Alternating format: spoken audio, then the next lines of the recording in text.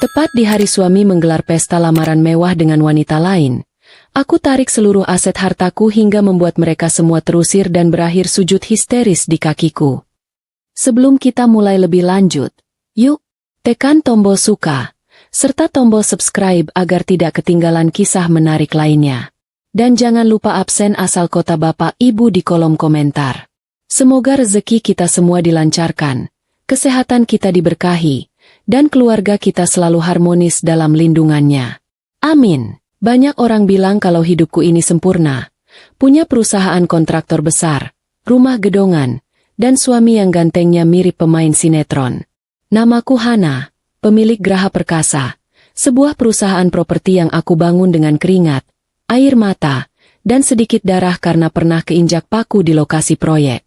Kalau dilihat dari luar, hidupku memang terlihat seperti dongeng putri raja yang berakhir bahagia. Tapi kenyataannya, hidupku lebih mirip sinetron azab di televisi. Bedanya aku belum ketemu bagian azabnya saja buat orang-orang yang menzalimi aku.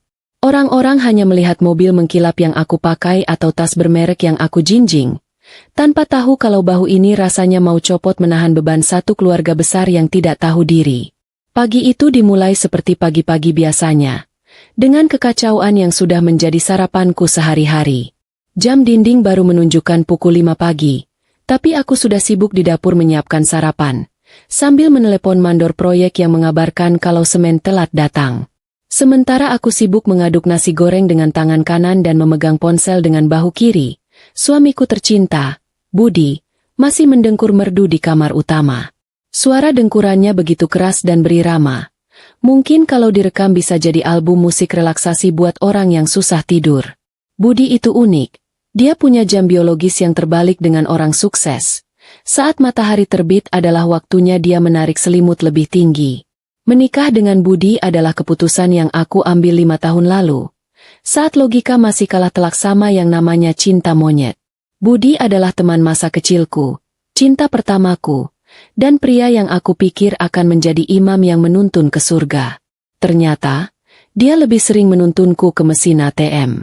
Dulu aku pikir, tidak apa-apa dia belum mapan, toh rezeki bisa dicari bersama. Namanya juga berumah tangga, harus saling melengkapi, bukan? Kalau istri jadi tiang, suami jadi atap. Masalahnya, di rumah tanggaku, aku yang jadi tiang, aku yang jadi atap, aku juga yang jadi pondasi. Budi, dia cuma jadi hiasan dinding yang kalau kesenggol sedikit langsung minta ganti rugi. Setelah urusan dapur selesai, aku buru-buru mandi dan bersiap ke kantor. Budi akhirnya bangun saat wangi kopi sudah menyebar ke seluruh ruangan. Dia keluar kamar sambil menggaruk perutnya yang mulai buncit. Dengan rambut acak-acakan yang entah kenapa dulu terlihat seksi tapi sekarang malah terlihat seperti sarang burung pipit. Tanpa rasa bersalah, dia langsung duduk di meja makan, menyeruput kopi yang aku buat, dan bertanya dengan wajah polos apakah hari ini aku gajian atau tidak. Pertanyaan itu bukan bentuk perhatian, tapi lebih ke arah pengingat kalau jatah uang jajannya sudah menipis. Jujur saja, kadang aku merasa sedang memelihara anak laki-laki raksasa daripada memiliki seorang suami. Kerjaan Budi sehari-hari sangat padat dan melelahkan. Saking padatnya sampai tidak menghasilkan uang sepeser pun. Rutinitas utamanya adalah memandikan burung perkutut kesayangannya di teras depan. Burung itu diperlakukan lebih istimewa daripada aku. Setiap pagi burungnya dimandikan, dijemur, diajak ngobrol, bahkan dikasih vitamin mahal.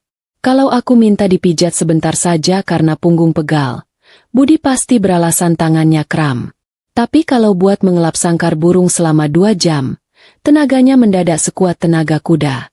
Siang harinya, saat aku sedang panas-panasan di lokasi proyek perumahan baru, memeriksa adukan semen dan memarahi tukang yang pasang keramik miring, ponselku bergetar. Sebuah pesan masuk dari Budi. Isinya singkat, padat, dan jelas bikin darah tinggi naik seketika.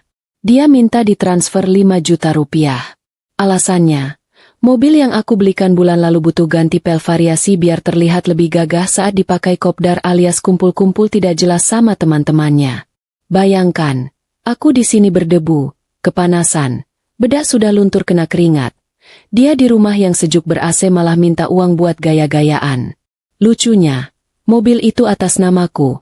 Bensinnya aku yang isi, pajaknya aku yang bayar. Tapi yang bergaya seolah-olah pengusaha sukses adalah dia. Aku menahan nafas panjang, mencoba menyalurkan emosi ke hal lain supaya tidak meledak di depan para tukang. Kalau aku marah-marah sekarang, wibawaku sebagai bos kontraktor bisa runtuh.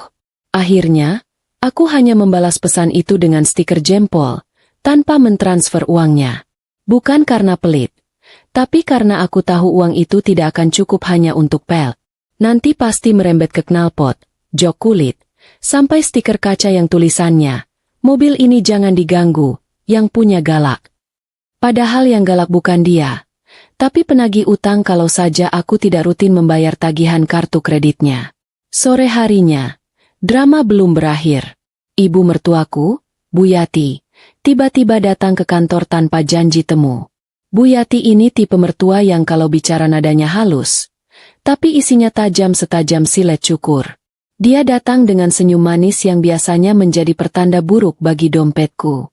Beliau duduk di sofa ruangan kerjaku, memandang sekeliling dengan tatapan menyelidik, seolah sedang menghitung berapa keuntungan perusahaanku bulan ini. Bu Yati memulai pembicaraan dengan basa-basi menanyakan kabar, lalu pelan-pelan masuk ke topik utama. Katanya, adik Budi yang bungsu mau masuk kuliah dan butuh laptop baru yang harganya belasan juta. Tentu saja, sebagai kakak ipar yang dianggap memiliki gudang uang, akulah yang diharapkan menjadi sponsor tunggal. Bu Yati bilang kalau Budi sudah menyanggupi, tapi menyuruh ibunya minta langsung ke aku karena kartu ATM Budi sedang bermasalah. Padahal kita semua tahu, masalah utamanya adalah saldonya yang memang kosong melompong. Budi itu pintar sekali. Dia yang berjanji bak pahlawan kesiangan, tapi tagihannya dilempar ke istrinya. Aku mencoba menjelaskan kalau pengeluaran bulan ini sedang banyak karena harga bahan bangunan naik. Tapi Bu Yati langsung mengeluarkan jurus andalannya, yaitu air mata buaya dan kalimat sakti mandraguna tentang anak durhaka dan menantu pelit. Dia bilang kalau aku terlalu perhitungan sama keluarga suami. Katanya, rezeki itu titipan, kalau dibagi tidak akan habis. Masalahnya, Bu, ini bukan dibagi, tapi dirampok pelan-pelan dengan senyuman.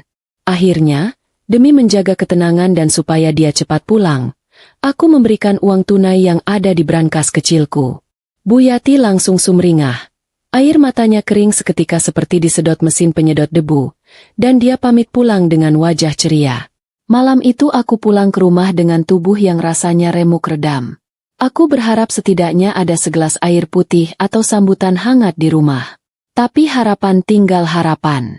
Saat membuka pintu, aku disambut oleh pemandangan yang membuat urat sabarku menipis setipis tisu toilet. Ruang tengah berantakan penuh kulit kacang dan gelas kopi bekas. Budi sedang asyik main game di ponselnya sambil tiduran di sofa mahal yang baru aku beli bulan lalu. Dia bahkan tidak menoleh saat aku masuk. Aku meletakkan tas kerja di meja dengan sedikit kasar, berharap memancing perhatiannya. Budi hanya melirik sekilas lalu bertanya kenapa aku pulangnya malam sekali. Padahal dia sudah lapar. Bayangkan, seharian dia di rumah, tidak bekerja, tidak beres-beres. Tapi urusan perut sendiri pun masih menunggu aku yang siapkan. Kadang aku berpikir, apa fungsi suami ini sebenarnya?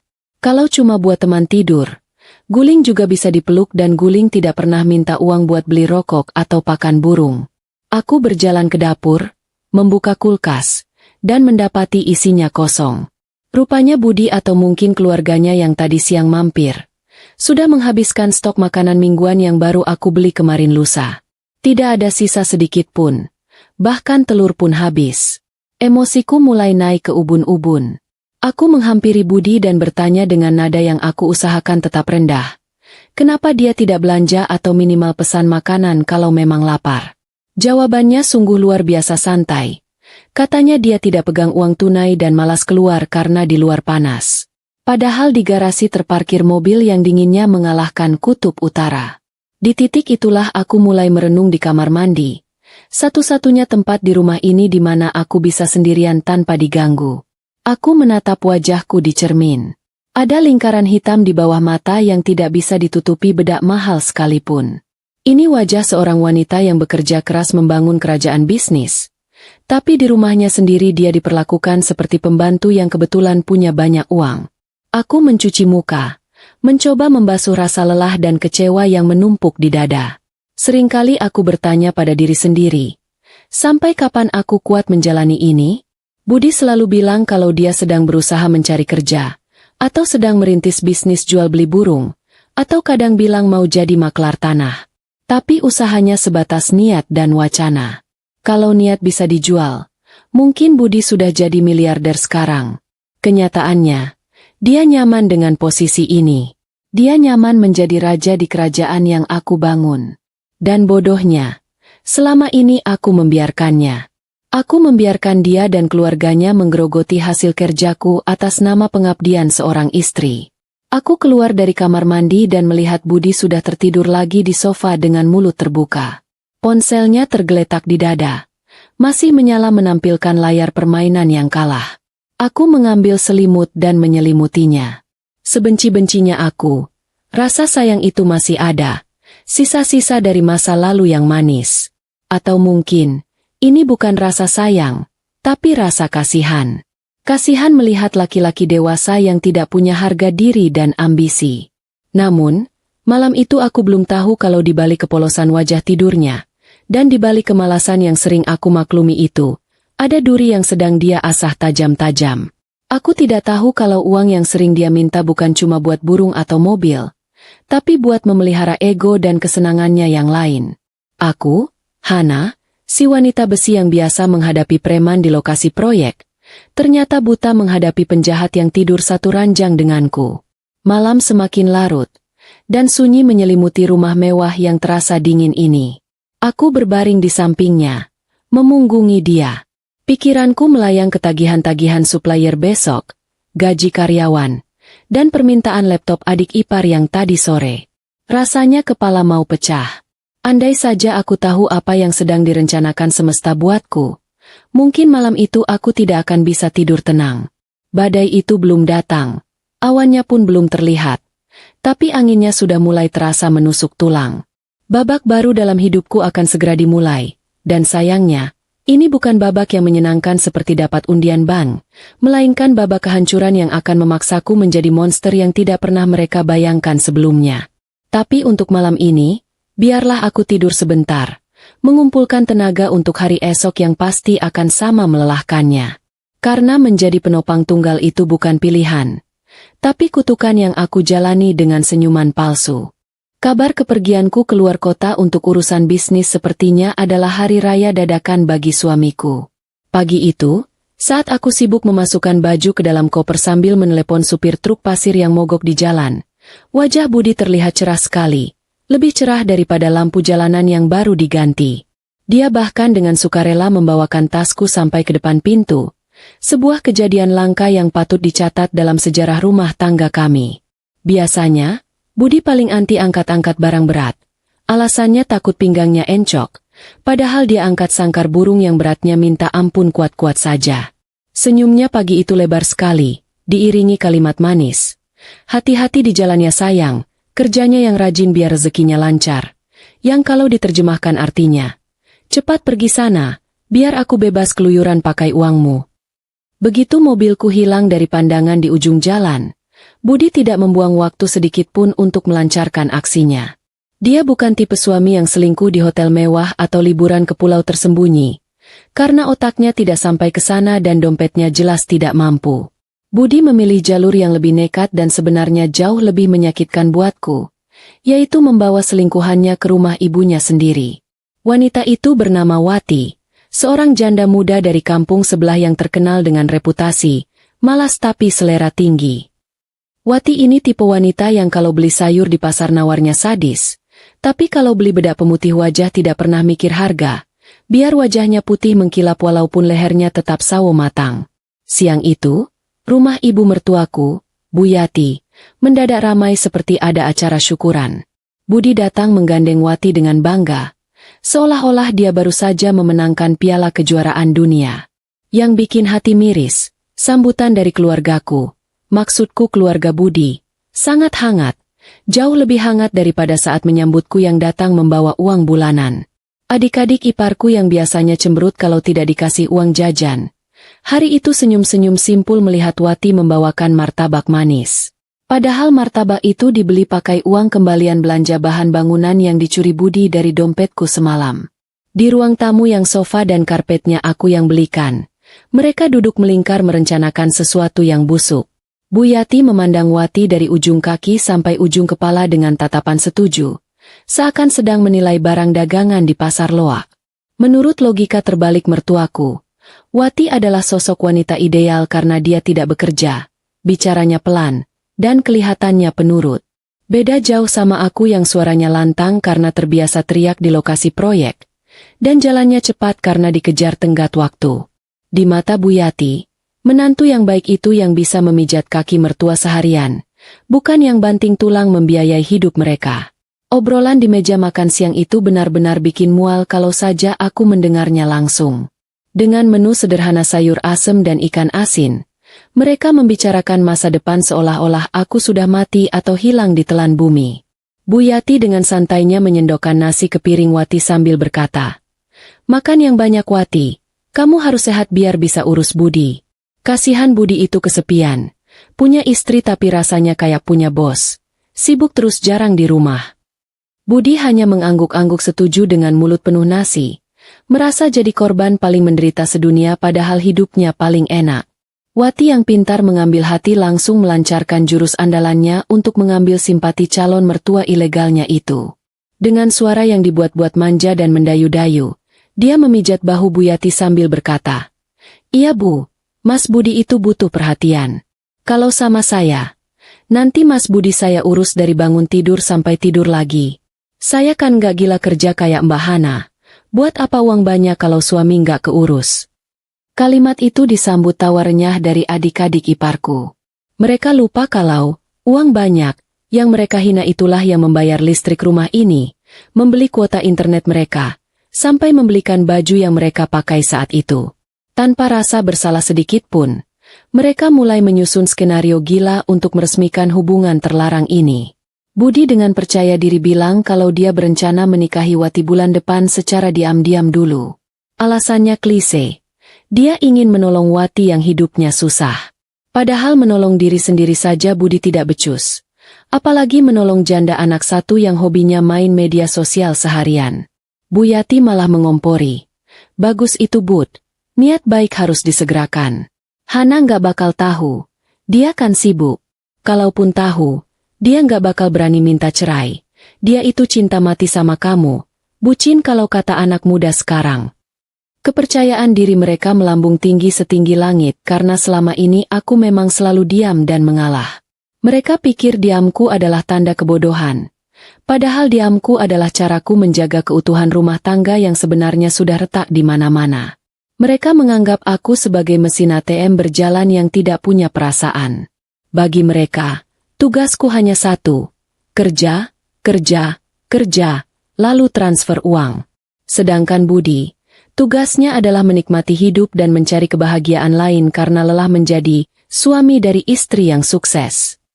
Logika macam apa yang dipakai keluarga ini, aku juga tidak paham. Mungkin otak mereka sudah tergadai di pegadaian. Di sela-sela tawa jahat mereka, Budi mengeluarkan dompetnya. Dompet kulit asli yang juga kado ulang tahun dariku, dan memberikan beberapa lembar uang merah kepada Wati. Itu adalah uang belanja dapurku yang dia ambil diam-diam. "Ini buat kamu beli baju baru ya. Biar nanti kalau jalan sama aku kelihatan cantik. Jangan malu-maluin," kata Budi sok kaya. Wati menerimanya dengan mata berbinar-binar. Langsung membayangkan belanja baju diskonan di pasar malam. Bu Yati tersenyum bangga melihat anaknya begitu dermawan. Lupa kalau kedermawanan itu hasil mencuri dari istri sendiri. Sementara itu, ratusan kilometer dari sana, aku sedang duduk di warung pinggir jalan. Makan nasi rames dingin sambil menghapus keringat di dahi. Perasaanku mendadak tidak enak. Dada rasanya sesak seperti ada batu besar yang menindih. Orang tua dulu bilang kalau telinga berdenging tandanya ada yang sedang membicarakan kita. Hari itu telingaku bukan cuma berdenging, tapi rasanya panas sekali. Aku cuma mengira itu efek kelelahan atau masuk angin duduk. Aku tidak tahu kalau di saat aku sedang berjuang mencari nafkah untuk mereka, Mereka sedang pesta pora di atas pengkhianatan, menertawakan ketulusanku yang mereka anggap sebagai kelemahan terbesar. Dan meja makan tua di rumah mertua itu menjadi saksi bisu. Bagaimana sebuah keluarga bersekongkol menghancurkan satu-satunya orang yang tulus peduli pada nasib mereka. Rencana manusia memang seringkali kalah telak dengan skenario Tuhan yang kadang humoris tapi menyakitkan. Seharusnya aku masih berada di luar kota selama 3 hari lagi untuk mengawasi proyek pembangunan ruko. Tapi badanku mendadak ambruk.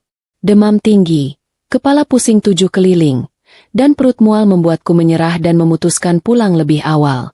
Aku menyetir sendiri membelah jalanan antar kota dengan sisa-sisa tenaga, sambil membayangkan betapa nikmatnya kalau sampai di rumah nanti ada suami yang memijat kepala atau sekadar membuatkan teh hangat.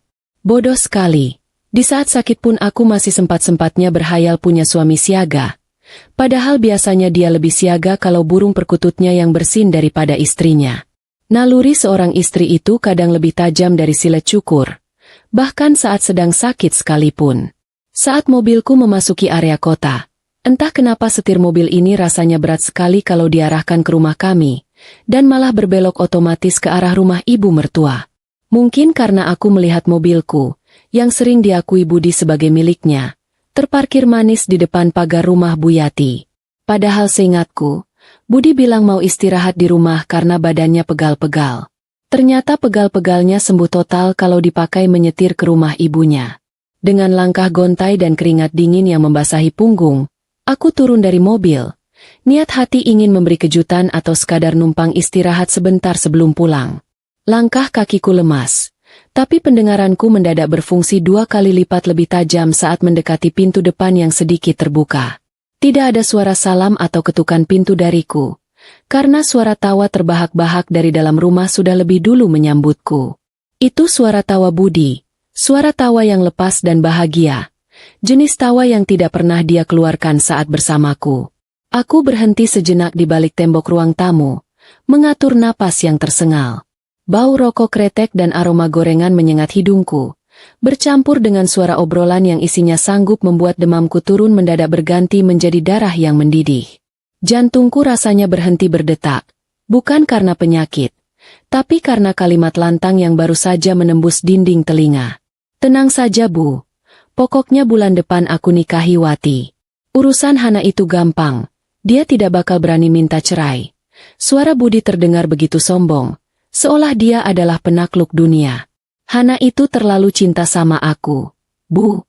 Lagi pula, dia itu sibuk cari uang. Mana sempat dia urus surat cerai. Kalaupun dia marah, paling cuma diam 2 hari terus baik lagi kalau aku rayu sedikit. Mendengar itu, rasanya aku ingin muntah. Ternyata selama ini kesabaranku dianggap kebodohan, dan cintaku dianggap kartu mati yang bisa dia mainkan sesuka hati. Sakit hatiku bertambah parah, bahkan lebih sakit dari tusukan paku berkarat, saat mendengar suara wanita tua yang selama ini aku hormati dan aku biayai hidupnya. Bu Yati, mertuaku, menimpali dengan nada yang tak kalah menyakitkan. Iya, Nak, Ibu setuju sekali. Biar saja Hana yang kerja banting tulang di luar. Wati yang urus kamu di rumah. Istri itu tugasnya melayani suami. Kalau Hana sibuk jadi bos, ya wajar kalau kamu cari pendamping lagi. Lagi pula, uang Hana kan uang suami juga. Jadi kamu berhak pakai buat senangkan Wati. Logika macam apa ini? Otakku berusaha mencerna bagaimana bisa seorang ibu mendukung anaknya menjadi benalu dan pengkhianat di waktu yang bersamaan. Tawa cekikikan perempuan asing itu melengkapi simfoni kehancuran siang itu. Wati, wanita yang bahkan belum resmi jadi apa-apa, sudah berani ikut bicara soal hartaku. Duh, Mas Budi, nanti kalau kita nikah, aku minta dibelikan gelang yang tebal ya, kayak yang dipakai Mbak Hana itu loh. Malu dong kalau istri Mas Budi tangannya kosong. Ucapnya dengan nada manja yang dibuat-buat. Budi langsung menyahut dengan semangat. Beres, sayang. Apa sih yang nggak buat kamu? Nanti aku ambilkan dari brankas Hana. Dia punya banyak. Hilang satu juga nggak bakal sadar. Rasanya ingin sekali aku dobrak pintu itu, menumpahkan meja makan ke wajah mereka, dan berteriak kalau akulah pemilik semua kemewahan yang mereka bicarakan. Tapi anehnya, kakiku terpaku di lantai. Kemarahanku bukan meledak, tapi membeku menjadi gumpalan es yang dingin dan keras di dada. Aku sadar, kalau aku melabrak mereka sekarang dengan kondisi fisik yang lemah dan emosi yang tidak stabil, aku hanya akan terlihat seperti orang gila yang histeris. Mereka akan punya alasan untuk menyebutku istri emosional dan semakin membenarkan perselingkuhan itu. Tidak, Hana tidak boleh kalah konyol seperti itu. Mundur adalah satu-satunya pilihan rasional saat itu, bukan karena kalah, tapi untuk menyusun strategi perang yang lebih mematikan. Dengan tangan gemetar menahan amarah, aku melangkah mundur pelan-pelan, menjauh dari pintu neraka itu. Aku kembali masuk ke dalam mobil, menutup pintu tanpa suara, dan duduk terpaku di balik kemudi. Aku menatap rumah mertuaku itu sekali lagi. Rumah yang catnya aku biayai, pagarnya aku yang pasang, kini menjadi markas besar para pengkhianat. Air mataku tidak menetes. Rasa sakit di kepala sudah hilang entah kemana, digantikan oleh fokus yang tajam. Di dalam mobil yang hening itu, aku bersumpah pada diriku sendiri. Hari ini adalah hari terakhir mereka tertawa di atas penderitaanku.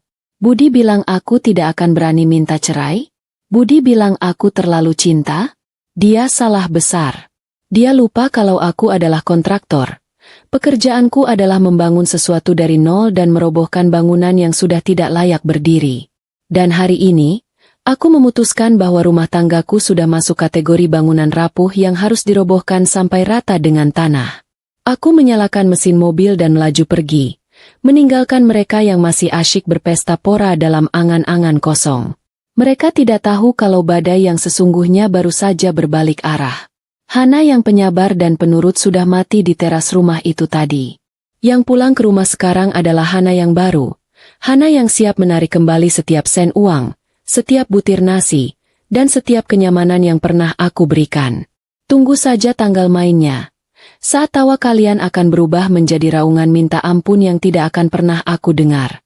Kalau ada piala untuk manusia paling tidak tahu malu di muka bumi ini, suamiku pasti sudah jadi juara bertahan tanpa lawan. Malam itu, sepulangnya aku dari kunjungan rahasia ke rumah mertua, aku mendapati Budi sudah duduk manis di ruang tengah. Dia memakai baju koko putih dan sarung, lengkap dengan peci miring, berlagak seperti ustadz kondang yang siap memberikan ceramah agama. Padahal biasanya, jam segini dia masih sibuk dengan celana pendek bolongnya, memberi makan jangkrik untuk burung perkutut. Pemandangan ini bukannya membuat hatiku adem, malah membuat perutku mulas karena aku tahu ada niat busuk yang sedang dia bungkus dengan kemasan religius. Aku masuk rumah dengan wajah datar, seolah-olah tadi siang aku tidak mendengar rencana busuk mereka. Budi langsung menyambutku dengan senyum yang dipaksakan, jenis senyum penjual obat yang sedang merayu pembeli. Dia bahkan membuatkan teh manis hangat, sebuah keajaiban dunia ke-8 mengingat dia bahkan tidak tahu letak toples gula di dapur sendiri.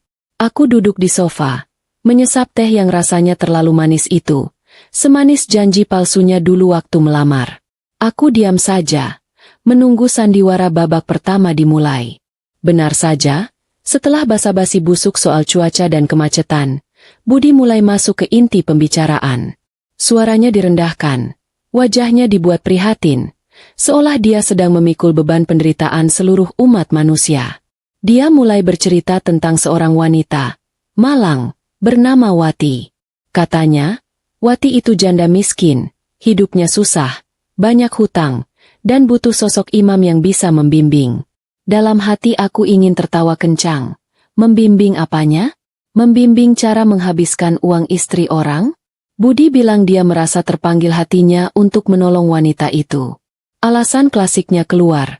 Katanya ini demi ibadah, demi menyelamatkan seorang janda dari kerasnya kehidupan.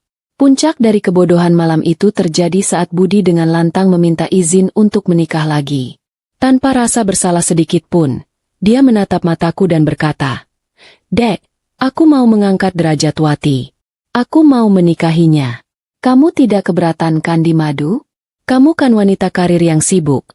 Pasti butuh teman di rumah buat bantu-bantu urus aku." Kalimat itu meluncur mulus dari mulutnya, seolah dia baru saja minta izin mau beli gorengan di depan komplek, bukan minta izin menghancurkan hati istrinya.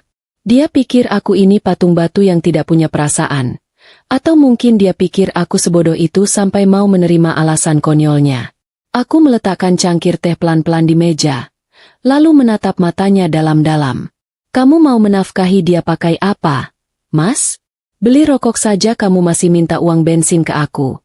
Tanyaku dengan nada dingin, datar, tanpa emosi. Aku tidak berteriak, tidak menangis, dan itu justru membuat Budi bingung.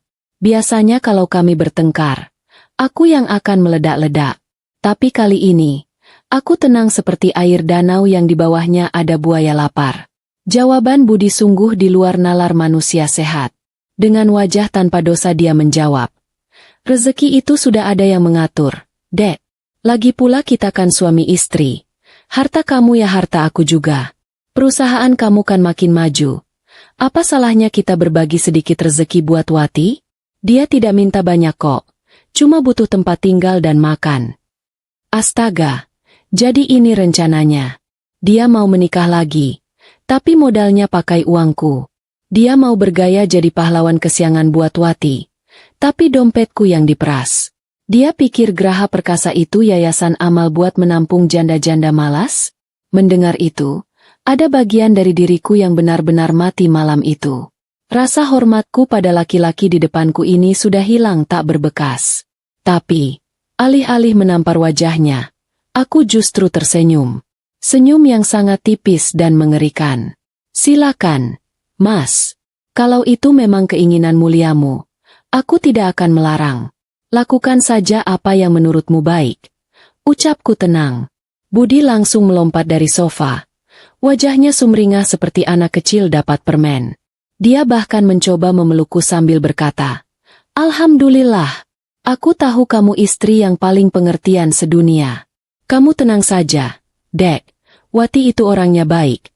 Dia pasti nurut sama kamu. Dia langsung sibuk mengambil ponselnya. Mungkin mau menelepon ibunya untuk mengabarkan berita kemenangan ini. Hana setuju, Bu. Hana setuju. Dia bersorak dalam hati. Mengira aku sudah takluk. Mengira aku pasrah karena terlalu cinta.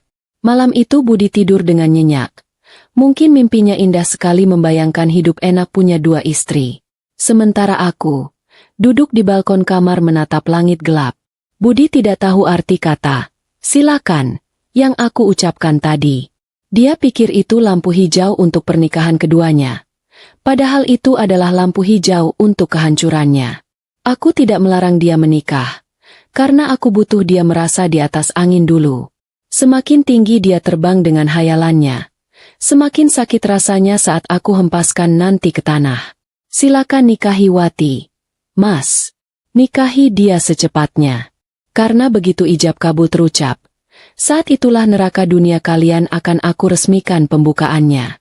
Kalau ada yang bilang diam itu emas, bagiku hari itu diam adalah strategi perang paling mematikan yang pernah aku susun. Pagi itu, rumah kami terasa seperti 2 dunia yang berbeda. Di satu sisi, Budi sedang bersiul-siul riang di kamar mandi, suaranya fals tapi penuh percaya diri, mungkin sedang membayangkan dirinya jadi Sultan Arab yang punya 2 istri. Di sisi lain, aku sedang duduk di meja rias, bukan untuk berdandan, tapi untuk memastikan mataku tidak terlihat bengkak dan otakku tetap dingin sedingin kulkas 2 pintu. Aku berangkat kerja lebih pagi dari biasanya, meninggalkan Budi yang masih sibuk mematut diri di depan cermin. Mungkin sedang mengecek apakah uban di kepalanya sudah bertambah atau belum. Tujuan pertamaku hari itu bukan lokasi proyek yang penuh debu, melainkan kantor pengacaraku yang sejuk dan wangi kopi. Namanya Pak Aris. Orang kepercayaan mendiang ayahku yang sudah menganggapku seperti anak sendiri. Begitu aku masuk dan menceritakan niat Budi mau poligami dengan modal harta istri, Pak Aris bukannya kaget, malah tertawa kecil sambil menggeleng-gelengkan kepala. Katanya, Budi itu dari dulu memang polos, tapi polosnya kali ini nyerempet bahaya. Tanpa banyak drama, kami langsung membuka berkas-berkas lama yang tersimpan rapi di lemari besi. Di sanalah letak senjata rahasiaku yang selama ini Budi lupakan. 5 tahun lalu, tepat seminggu sebelum kami menikah, aku menyodorkan sebuah dokumen tebal bernama Perjanjian Pisah Harta. Waktu itu, Budi sedang asyik makan pisang goreng sambil nonton bola. Karena malas membaca dan merasa yakin kalau aku tidak akan macam-macam, Dia langsung tanda tangan begitu saja tanpa memeriksa isinya. Dia pikir itu cuma formalitas administrasi kelurahan. Padahal, tanda tangan itulah yang sekarang menjadi tali gantungan buat lehernya sendiri. Di atas kertas bermaterai itu tertulis jelas, apa yang atas namaku adalah milikku, dan apa yang atas nama Budi adalah miliknya. Masalahnya, hampir tidak ada satupun barang berharga di dunia ini yang atas nama Budi, kecuali burung perkutut dan sangkarnya. Operasi senyap pun dimulai. Rasanya seperti jadi agen rahasia di film-film laga. Bedanya senjataku bukan pistol, tapi tanda tangan dan token bank. Dalam waktu kurang dari 4 jam, aku dan tim keuangan kantor bergerak cepat. Satu persatu rekening tabungan yang selama ini aku berikan aksesnya ke Budi, aku kuras isinya sampai menyisakan saldo minimal. Cukup buat beli pulsa tapi tidak cukup buat beli harga diri. Uang-uang itu aku pindahkan ke rekening deposito baru yang kuncinya cuma aku yang pegang. Rasanya sungguh memuaskan melihat angka-angka di layar komputer berpindah tempat. Menyelamatkan hasil keringatku dari tangan-tangan jahil yang tidak berhak. Tidak berhenti di situ, aku juga menelepon pihak bank penerbit kartu kredit. Kartu kredit tambahan yang dipegang Budi, yang selama ini dia pakai buat gaya-gayaan traktir teman atau beli onderdil motor yang tidak penting. Langsung aku minta blokir permanen. Alasannya apa, Bu? Tanya petugas bank di ujung telepon. Alasannya kartunya sudah dipegang oleh pihak yang tidak bertanggung jawab dan berpotensi menyebabkan kebangkrutan rumah tangga. Jawabku asal. Petugas itu cuma terkekeh dan memproses permintaanku. Mulai detik ini, kartu sakti yang biasa Budi banggakan itu berubah fungsi jadi sekadar potongan plastik penggaris buku. Sementara aku sibuk mengamankan aset, ponselku bergetar. Sebuah pesan masuk dari Budi, lengkap dengan foto dia sedang makan siang di warung sate kambing langganan kami. Dek, aku lagi syukuran kecil-kecilan sama teman-teman nih. Doakan lancar ya rencana kita. Nanti malam aku mau bawa Wati belanja seserahan. Transfer uang tambahannya. Membaca pesan itu, aku tidak marah, malah tertawa geli. Dia masih merasa di atas angin, masih merasa jadi raja. Dia tidak tahu kalau singgasananya sudah aku gergaji kakinya satu persatu. Aku tidak membalas pesan itu dengan marah-marah. Aku cuma membalas dengan stiker jempol besar, seolah-olah menyetujui. Biarkan saja. Biarkan dia makan sate sepuasnya hari ini, karena besok-besok mungkin dia cuma bisa makan tusuk satenya saja. Aku juga menyuruh sekretarisku untuk mengurus surat pemberitahuan pengosongan rumah dan penarikan kendaraan operasional. Tentu saja, surat itu tidak akan aku kirim hari ini. Itu adalah kado spesial yang akan aku berikan di waktu yang paling tepat, yaitu saat pesta lamaran mereka nanti. Sore itu, aku pulang dengan perasaan lega yang aneh. Beban berat di pundak rasanya hilang setengah. Aku melihat Budi sudah pulang, sedang senyum-senyum sendiri menatap layar ponsel, mungkin sedang merayu Wati atau calon mertua barunya. Mobil mewah yang biasa dia pakai terparkir di garasi, mengkilap dan gagah. Budi tidak sadar kalau BPKB mobil itu sudah ada di tasku, dan kunci cadangannya sudah aku serahkan ke tim keamanan kantor. Nikmatilah hari-hari terakhirmu sebagai orang kaya palsu, Mas. Karena sebentar lagi, dunia nyata akan menamparmu bolak-balik sampai kamu sadar kalau tanpa aku, kamu cuma butiran debu di karpet yang siap disedot vakum cleaner. Dan aku, Hana, sudah siap memegang tombol on mesin penyedot itu. Hari besar yang dinanti-nanti oleh suamiku akhirnya tiba. Hari di mana dia merasa kegantengannya meningkat 100% melebihi artis ibu kota. Sejak pagi buta, rumah kami, yang sebentar lagi akan menjadi bekas rumahnya, sudah disulap menjadi tempat pesta hajatan. Budi menyewa tenda dan kursi lipat. Entah dapat uang dari mana, mungkin hasil menggadaikan barang-barang elektronik kecil di rumah yang dia pikir tidak akan aku cari. Dia memakai setelan jas yang dulu aku belikan untuk acara resepsi sepupu, terlihat gagah tapi ironis, karena jas itu membungkus tubuh seorang pengkhianat yang sedang merayakan kebodohannya sendiri. Tamu kehormatan hari itu, siapa lagi kalau bukan Wati beserta rombongan sirkus keluarganya, datang dengan mobil sewaan bakso yang disulap jadi mobil pengantin. Keluarga Wati turun dengan wajah sumringah. Mata mereka jelalatan menatap kemewahan rumahku seolah sedang menaksir harga barang rampasan perang. Wati sendiri berdandan heboh sekali. Bedaknya tebal seperti donat gula halus, dan bajunya penuh payet berkilauan yang menyakitkan mata kalau kena sinar matahari. Dia berjalan masuk ruang tamu seakan-akan dia adalah nyonya besar baru yang siap menggeser posisiku. Padahal sendal jepitnya saja masih tertukar kiri kanan saking gugupnya melihat lantai marmer. Suasana di dalam rumah riuh rendah oleh tawa keluarga mereka yang membayangkan sebentar lagi akan jadi orang kaya baru mendadak. Bu Yati, mertuaku tercinta, duduk di kursi paling depan dengan dagu diangkat tinggi-tinggi. Dia sibuk pamer kebesaran barunya, menunjuk vas bunga impor dan lukisan mahal di dinding sambil berbisik. Ini semua nanti jadi milik Budi kalau Hana sudah tidak ada, atau kalau Hana sudah pasrah. Mereka makan kue-kue pasar yang disajikan dengan lahap. Remah-remahnya berjatuhan di karpet bulu kesayanganku. Aku tidak ada di sana, tapi CCTV yang terhubung ke ponselku merekam semuanya dengan jernih. Menjadi tontonan hiburan paling tragis di kantor pengacaraku. Puncak acara dimulai saat Budi berdiri memegang pelantang suara, siap menyampaikan kata-kata lamaran yang sudah dia hafal semalaman. Namun, belum sempat kalimat, "Saya melamar anak Bapak," keluar dari mulutnya. Pintu gerbang depan terbuka lebar dengan kasar. Bukan, itu bukan rombongan catering yang datang membawa nasi kotak. 5 orang laki-laki berbadan tegap, berseragam safari hitam, masuk dengan langkah tegap membelah kerumunan tamu. Aura mereka bukan aura pesta, tapi aura penagih utang yang siap menyita nyawa. Musik dangdut dari pengeras suara seketika mati, digantikan oleh keheningan yang mencekam. Kepala keamanan kantorku, Pak Tejo, yang badannya sebesar lemari 2 pintu, berdiri tepat di hadapan Budi yang memegang pelantang suara dengan tangan gemetar. Tanpa basa-basi, Pak Tejo berkata dengan suara berat yang menggema di seluruh ruangan. "Mohon maaf, Bapak Budi. Acara sirkusnya harus bubar sekarang juga. Kami mendapat perintah langsung dari pemilik sah aset ini, Ibu Hana, untuk melakukan pengosongan rumah dan penarikan aset perusahaan detik ini juga." Tamu-tamu undangan melongo. Mulut mereka terbuka lebar sampai lalat bisa masuk dan bertelur di sana. Budi, dengan sisa-sisa keberanian palsunya, mencoba melawan. "Apa-apaan ini? Ini rumah istri saya. Saya suaminya. Kalian tidak berhak mengusir saya di hari bahagia ini," teriaknya dengan suara yang pecah. Pak Tejo hanya tersenyum tipis, lalu mengeluarkan sebuah map merah dari balik bajunya. "Koreksi sedikit, Pak.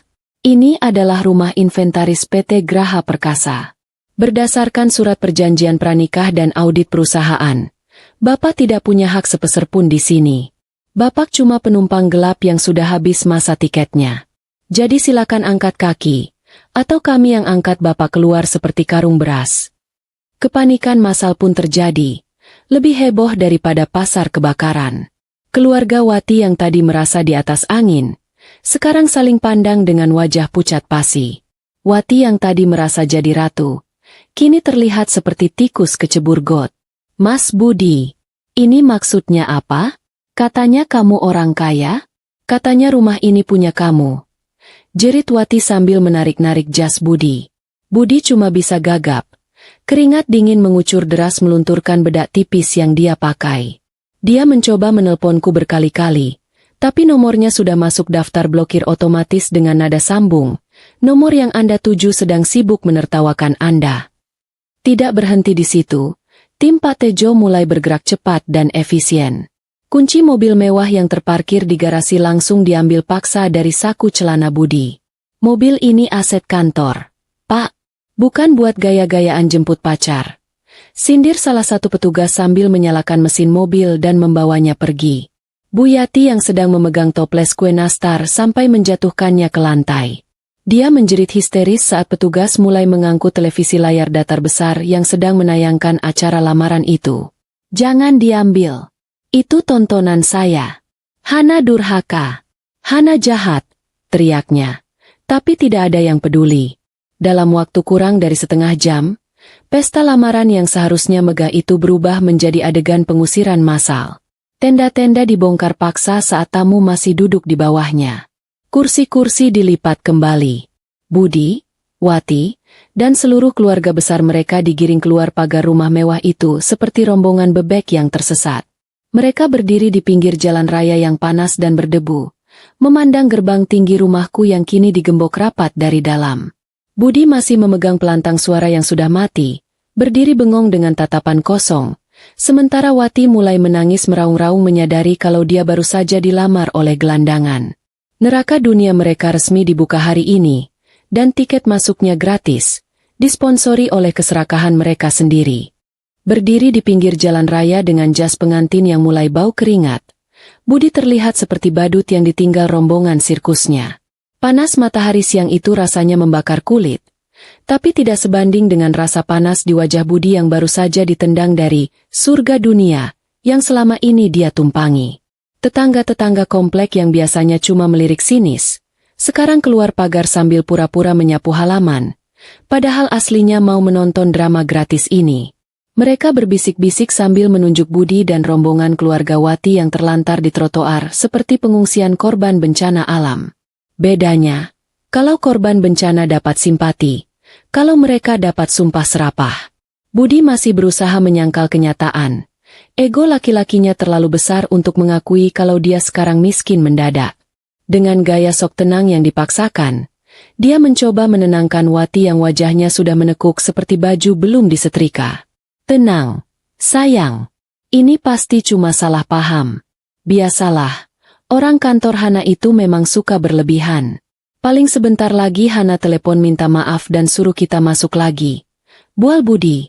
Padahal dalam hatinya, dia sedang menjerit ketakutan karena sejak tadi nomor Hana tidak bisa dihubungi, dan satpam rumah yang biasanya hormat padanya, kini memandangnya seperti melihat kucing garong yang mau mencuri ikan asin.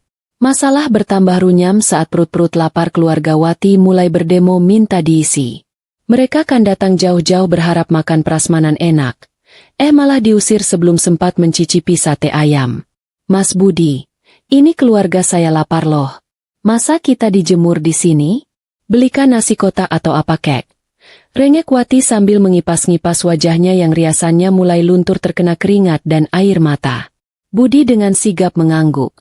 Beres. Tunggu sebentar. Aku ke minimarket depan. Aku traktir kalian semua minuman dingin dan roti paling mahal. Budi berjalan gagah menuju minimarket di seberang jalan, diikuti tatapan penuh harap dari calon mertuanya. Dia mengambil belasan botol minuman dingin, roti, dan camilan, lalu menaruhnya di meja kasir dengan percaya diri.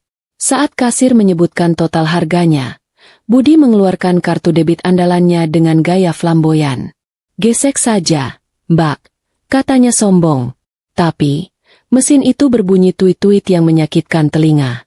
Maaf Pak, saldonya tidak cukup, kata kasir itu datar. Budi kaget. Coba lagi, mesinnya yang rusak itu. Kasir mencoba lagi, hasilnya sama. Budi mencoba kartu kedua, ketiga, sampai kartu keempat. Semuanya ditolak. Pak, ini kartunya sudah diblokir semua, statusnya lapor hilang. Kata kasir itu mulai curiga. Budi keluar dari toko dengan tangan kosong dan wajah pucat pasi, seperti mayat hidup yang lupa dikubur. Belum selesai penderitaan Budi menjelaskan kenapa dia tidak bawa makanan. Sebuah motor berhenti mendadak di depan mereka. Itu bukan tukang ojek, tapi asisten pribadiku yang paling galak. Namanya Mbak Rini. Dia turun dari motor tanpa helm, langsung menghampiri Bu Yati yang sedang duduk lemas di trotoar sambil mengelap keringat. Mata Mbak Rini langsung tertuju pada leher, pergelangan tangan, dan jari-jari Bu Yati yang berkilauan emas. Emas-emas itu adalah koleksiku yang sering Bu Yati pinjam dengan alasan, mau dipakai kondangan biar tidak malu-maluin, tapi tidak pernah dikembalikan bertahun-tahun. Permisi, Bu Yati. Maaf mengganggu waktu istirahatnya di pinggir jalan. Sapa Mbak Rini dengan senyum manis tapi matanya tajam. Saya diperintah Ibu Hana untuk mengambil kembali semua inventaris perhiasan yang Ibu pakai. Itu kan statusnya pinjaman. Dan karena Ibu sudah bukan mertua Ibu Hana lagi, jadi tolong dikembalikan sekarang. Tanda terimanya masih lengkap loh di kantor. Bu Yati langsung mendekap dadanya, melindungi kalung emas tebal itu seolah nyawanya ada di sana. Enak saja. Ini punya saya. Ini hadiah. Teriak Bu Yati histeris. Hadiah dari mana Bu? Nota pembeliannya atas nama Hana semua. Mau diserahkan baik-baik atau saya panggil polisi atas tuduhan penggelapan. Ancam Mbak Rini santai. Pemandangan selanjutnya sungguh memalukan tapi memuaskan.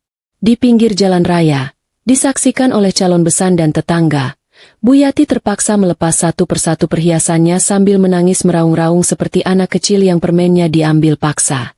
Cincin ditarik, gelang dilepas, kalung dicopot. Seketika itu juga, penampilan Bu Yati berubah dari nyonya besar menjadi nenek-nenek biasa yang tampak sangat tua dan lelah. Budi mau menolong ibunya tapi tidak berani bergerak karena takut ditanya soal utang kartu kredit oleh Mbak Rini. Wati yang menyaksikan semua kejadian itu, mulai dari rumah dikunci, kartu ATM kosong, sampai perhiasan calon mertua dilucuti, akhirnya sadar kalau dia sedang masuk ke dalam perangkap Batman. Impiannya jadi istri orang kaya musnah seketika. Kakinya lemas, pandangannya gelap. Dia bukan pingsan bohong-bohongan ala sinetron. Tapi pingsan sungguhan karena syok berat menyadari kalau calon suaminya ternyata lebih miskin dari pengemis lampu merah. Tubuh Wati ambruk ke aspal panas, membuat keluarga Wati panik dan berteriak-teriak menyalahkan Budi. Penipu! Kamu bilang kamu bos. Ternyata kamu kere. Maki ibunya Wati sambil menepuk-nepuk pipi anaknya. Dan di tengah kekacauan itu, Budi hanya bisa berdiri mematung, menyadari kalau hidup mewahnya baru saja tamat riwayatnya. Jatuh miskin itu sakit, tapi lebih sakit lagi kalau jatuhnya dari lantai 10 langsung ke selokan mampet tanpa pengaman. Itulah gambaran nasib keluarga mantan suamiku sekarang. Setelah diusir paksa dan terlunta-lunta di jalanan seperti kucing kehilangan induk, mereka akhirnya menemukan tempat berteduh yang sangat jauh dari kata layak. Bukan hotel, bukan losmen, melainkan sebuah rumah petak sempit di pinggiran kali yang aromanya aduhai. Campuran antara bau sampah basah dan limbah pabrik tahu. Dindingnya dari triplek yang sudah mengelupas dimakan rayap. Atapnya seng berkarat yang kalau siang panasnya seperti oven kue. Dan lantainya hanya semen kasar yang dingin kalau malam. Inilah istana baru bagi Pangeran Budi dan Ratu Yati. Tempat di mana mereka bisa merenungi betapa bodohnya membuang berlian demi memungut batu kali. Drama percintaan Romeo dan Juliet versi gagal ini berakhir lebih cepat daripada umur jagung.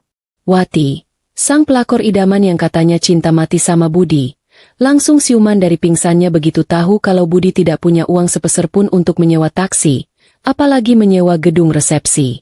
Di depan gubuk reot itu, Wati mengamuk hebat, suaranya melengking mengalahkan suara sirine ambulan. Dasar penipu, laki-laki tidak bermodal.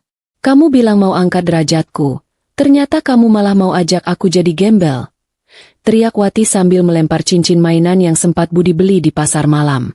Tanpa babe ibu lagi, Wati pergi naik ojek pangkalan, meninggalkan Budi yang bengong menatap debu jalanan. Ternyata, cinta Wati itu seharga saldo ATM. Kalau saldo nol, cintanya juga ikut nol. Malam pertama di Istana Kardus itu menjadi konser keluhan yang tak ada habisnya. Lebih berisik dari pasar burung. Bu Yati, mantan mertuaku yang biasanya tidur di kasur pegas impor seharga motor metik, kini harus membaringkan punggung tuanya di atas tikar tipis yang keras. Belum lagi serangan pasukan nyamuk kebun yang ukurannya jumbo-jumbo, membuat Bu Yati tidak bisa memejamkan mata sedetik pun. Aduh, Budi, ibu gatal semua. Panas, ibu tidak bisa napas di sini. Kamu ini bagaimana sih jadi anak? Masa biarkan ibunya menderita begini? Omel Bu Yati sambil mengipas-ngipas tubuhnya dengan kardus bekas mie instan. Dia lupa, kalau keserakahannya sendirilah yang menuntunnya tidur berteman nyamuk dan kecoa. Kalau dulu Budi sibuk memilih menu makanan di aplikasi pesan antar, sekarang dia sibuk memilih mana barang tersisa yang bisa dijual ke tukang loak demi sesuap nasi. Ponsel pintarnya yang canggih sudah tergadai hanya untuk membayar sewa kontrakan bulan pertama dan beli beras literan yang banyak kutunya. Budi yang dulu tangannya halus karena tidak pernah kerja kasar, sekarang mulai lecet-lecet karena mencoba menimba air sumur yang keruh.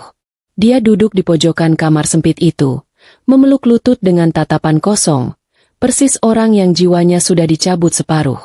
Sesekali dia bergumam memanggil namaku. Hana, Hana.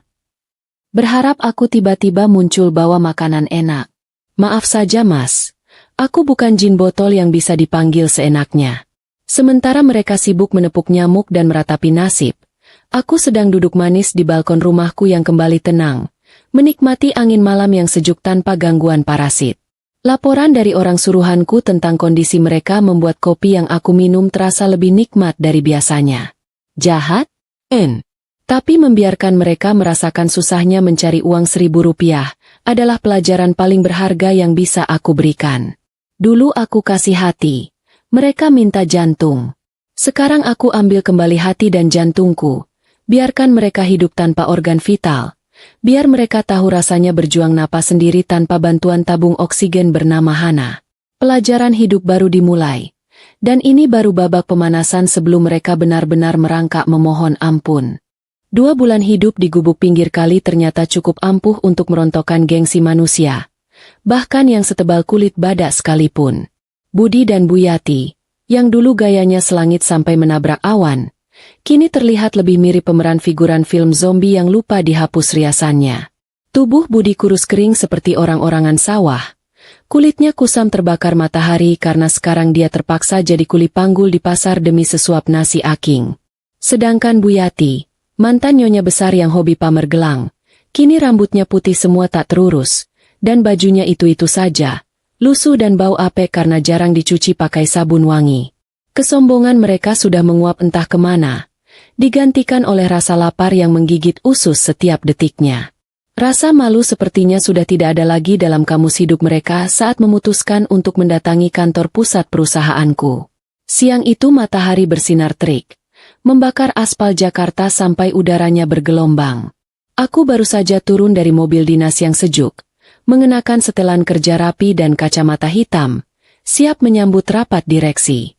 Suasana lobi kantor yang dingin dan wangi aromaterapi mendadak berubah tegang saat 2 sosok manusia kumal menerobos masuk melewati pintu kaca otomatis. Satpam di depan sempat mencegat karena mengira mereka pengemis yang salah alamat. Tapi tenaga orang putus asa ternyata lebih besar dari dugaan. Pemandangan selanjutnya sungguh mencengangkan. Lebih dramatis dari adegan sinetron azab yang biasa ditonton asisten rumah tanggaku. Begitu melihatku melangkah masuk, Bu Yati langsung berlari. Iya, berlari kencang padahal biasanya jalan saja mengeluh lutut sakit, dan menjatuhkan dirinya tepat di depan kakiku. Suara lututnya yang menghantam lantai marmer terdengar ngilu. Tapi dia tidak peduli. Dia menangis meraung-raung. Suaranya pecah memenuhi seluruh ruangan lobi yang megah itu. Hana, tolong ibu. Nak, ibu salah. Ibu hilaf. Jangan biarkan ibu mati kelaparan. Teriaknya sambil berusaha memeluk kakiku yang terbalut sepatu hak tinggi bersih mengkilap. Budi tidak mau kalah. Dia ikut bersimpuh di samping ibunya, mencium ujung sepatuku berkali-kali sampai basah oleh air mata dan ingusnya. Pemandangan ini sungguh kontras. Dulu laki-laki ini yang membentakku di rumahnya, yang bilang rezeki sudah ada yang atur. Sekarang dia menyembah kaki istri yang pernah dia anggap remeh. Dek, ampuni aku. Aku bodoh. Aku sudah ceraikan Wati. Sumpah, Dek, aku mau pulang. Aku mau jadi suamimu lagi. Aku janji bakal nurut. Bakal pijat kaki kamu tiap hari. Racau Budi dengan suara serak. Dia pikir dengan menceraikan Wati, otomatis tiket emas kembali ke kehidupanku akan terbuka lebar. Karyawan-karyawan yang sedang lalu lalang seketika berhenti. Resepsionis, tamu kantor, bahkan kurir paket. Semuanya menonton tontonan gratis ini dengan mulut terbuka. Mereka berbisik-bisik.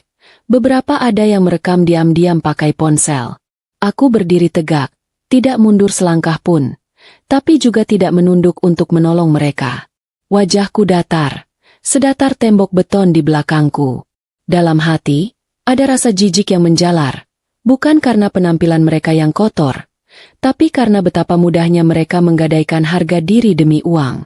Kemana perginya kalimat sombong? Harta istri adalah harta suami, itu? Kemana perginya dukungan keluarga yang katanya solid? Ternyata solidnya cuma kalau ada uangnya. Aku menatap Bu Yati yang masih histeris memegangi kakiku. Perlahan, aku melepaskan pegangan tangannya dengan gerakan halus namun tegas. Aku tidak berteriak, tidak memaki, karena orang berkelas tidak perlu membuang urat leher untuk bicara dengan sampah. Aku membungkuk sedikit, mendekatkan wajahku ke telinga Bu Yati yang kotor itu. Bu, tolong berdiri. Lantai kantor saya terlalu mahal untuk menampung air mata palsu ibu, bisikku dingin. Bu Yati mendongak. Matanya terbelalak kaget.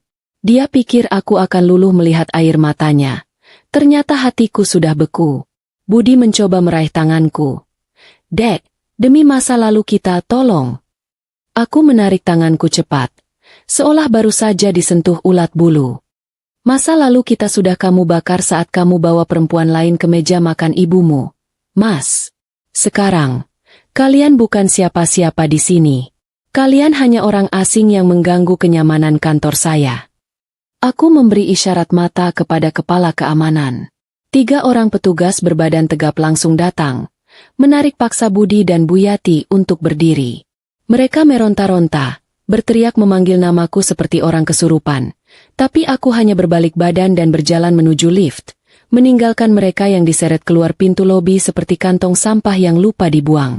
Pintu lift tertutup perlahan, memisahkan duniaku yang terang benderang dengan dunia mereka yang gelap gulita selamanya. Bunyi denting pintu lift yang terbuka di lantai paling atas gedung kantor rasanya seperti suara lonceng kemenangan yang menandakan akhir dari sebuah perang panjang. Aku melangkah keluar dengan perasaan yang aneh. Campuran antara lega yang luar biasa dan sedikit rasa lelah di hati. Bukan lelah karena masih mencintai, tapi lelah karena baru saja membuang sampah yang sudah terlalu lama menumpuk di dalam hidupku. Suara raungan tangis Bu Yati dan teriakan memelas Budi yang tadi menggema di lobi, kini sudah tidak terdengar lagi, tergantikan oleh heningnya ruangan kerjaku yang sejuk dan wangi bunga sedap malam. Rasanya seperti baru saja keluar dari pasar ikan yang ribut dan masuk ke tempat spa yang menenangkan. Aku berjalan pelan menuju jendela kaca besar yang menghadap langsung ke jalan raya di bawah sana. Dari ketinggian ini, manusia terlihat kecil seperti semut, termasuk 2 manusia yang baru saja diseret keluar oleh petugas keamanan tadi. Aku melihat mereka dari kejauhan. Bu Yati masih duduk bersimpuh di trotoar panas, sementara Budi terlihat menunjuk-nunjuk ke arah gedung, mungkin sedang menyumpahi aku atau menyalahkan takdir. Pemandangan itu tidak lagi membuat hatiku sakit. Justru membuatku sadar betapa kerdilnya mereka selama ini. Mereka hanya besar karena aku yang membesarkan. Mereka hanya berkilau karena aku yang memoles. Begitu aku cabut semua fasilitas itu, mereka kembali ke wujud aslinya. Benalu yang layu tanpa inang. Ingatanku kembali berputar ke momen beberapa menit lalu di lobi. Saat aku membisikkan kalimat terakhir tepat di depan wajah Budi yang banjir air mata. Kalimat itu adalah paku terakhir untuk peti mati hubungan kami. Aku bilang padanya dengan suara pelan tapi menusuk. Mas, ingat waktu aku sakit tifus tapi kamu malah asyik main burung? Ingat waktu aku pulang malam cari uang tapi kamu malah selingkuh di meja makan ibumu? Nah, nikmatilah hasil panen dari apa yang kamu tanam. Jangan minta tolong sama aku. Karena, Hana, yang dulu bodoh dan penurut itu sudah kamu bunuh pelan-pelan. Wajah Budi waktu itu langsung pucat pasi, seperti melihat hantu, karena dia sadar kalau pintu maafku sudah digembok mati dan kuncinya sudah aku buang ke laut. Di meja kerjaku, sebuah map berwarna biru sudah menunggu untuk ditandatangani. Itu adalah surat gugatan cerai yang sudah disiapkan oleh pengacaraku. Tanpa ragu sedikit pun, aku mengambil pena dan membubuhkan tanda tangan di atas materai. Goresan tinta itu terasa sangat ringan. Seringan kapas yang terbang terbawa angin. Dengan tanda tangan ini, secara hukum dan agama, aku memutus segala benang merah yang menghubungkan nasibku dengan keluarga parasit itu. Tidak ada lagi kewajiban menafkahi suami malas. Tidak ada lagi kewajiban membiayai gaya hidup mertua dan ipar yang tidak tahu diri. Mulai detik ini, uangku adalah milikku, keringatku adalah untuk kebahagiaanku sendiri. Sementara itu, di bawah sana, drama kehidupan Budi baru saja memasuki episode paling menyedihkan. Kabar tentang pengusiran mereka dari kantor menyebar cepat ke telinga tetangga kontrakan kumuh mereka. Rasa malu itu pasti akan membakar kulit mereka lebih panas dari matahari siang ini. Aku bisa membayangkan Budi yang akan hidup dalam penyesalan seumur hidup, dihantui bayang-bayang kemewahan yang dulu dia sia-siakan. Dia akan menua di gubuk derita, ditemani ibunya yang sakit-sakitan dan cerewet, sambil terus berandai-andai, coba dulu aku tidak serakah. Sayangnya, hidup tidak punya tombol putar ulang. Penyesalan itu memang selalu datang di akhir. Kalau datang di awal namanya pendaftaran. Hari-hari berikutnya berlalu dengan sangat indah. Bisnisku semakin meroket. Proyek perumahan baru laku keras. Dan wajahku kembali bersinar karena tidak lagi memikirkan beban hidup orang lain. Aku mulai rutin merawat diri, pergi ke salon, dan menikmati hasil jerih payahku dengan wajar. Ternyata benar kata orang. Wanita itu akan menjadi ratu yang sesungguhnya kalau dia lepas dari raja yang salah. Aku tidak membenci pernikahan. Aku hanya bersyukur Tuhan membuka mataku sebelum aku habis dimakan rayap sampai ke tulang-tulang. Suatu sore, saat aku sedang menikmati kopi di kafe favorit, aku melihat seseorang yang mirip Budi sedang menjadi tukang parkir liar di seberang jalan. Bajunya lusuh, peluit di mulutnya, dan dia sibuk mengatur motor sambil dimarahi pengendara lewat. Aku menatapnya sebentar, lalu menyeruput kopiku. Tidak ada rasa ingin menyapa. Tidak ada rasa ingin memberi uang. Aku hanya tersenyum tipis, lalu memalingkan wajah kembali ke laptopku. Itu bukan urusanku lagi. Kisah ini berakhir bukan dengan Budi yang mati atau Bu Yati yang celaka. Itu terlalu klise. Kisah ini berakhir dengan hukuman yang jauh lebih kejam. Membiarkan mereka hidup panjang umur dalam kemiskinan dan penyesalan. Melihatku semakin sukses dan bahagia dari kejauhan tanpa bisa menyentuhku lagi. Itu adalah balas dendam paling elegan yang bisa dilakukan seorang wanita berkelas. Aku, Hana, telah menarik kembali semua aset, harga diri, dan kebahagiaanku. Dan untuk mereka yang pernah menyakitiku, silakan bersujud sampai dahi kalian lecet, karena bagi saya, kalian hanyalah masa lalu yang sudah saya hapus permanen dari memori.